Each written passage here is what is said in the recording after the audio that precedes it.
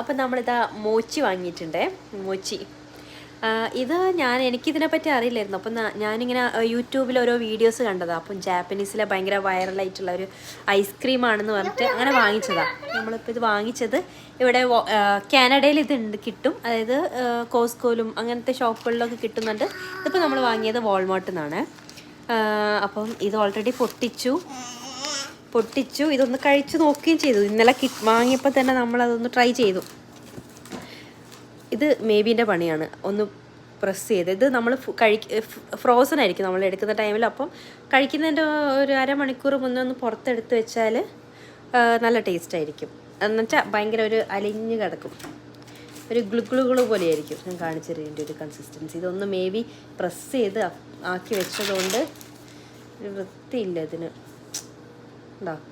ഇത് ഭയങ്കര ഇങ്ങനെ ഒരു ഗ്ലു പോലെയാണ്. അപ്പം ഇതൊന്ന് കഴിച്ച് നോക്കാം. ഇതിൻ്റെ പുറത്തൊരു അരിപ്പൊടിൻ്റെ ഒരു ലെയർ പോലെ മേബി കാണിച്ചു തരാം. കാട്ട് ഇങ്ങോട്ട് വാ.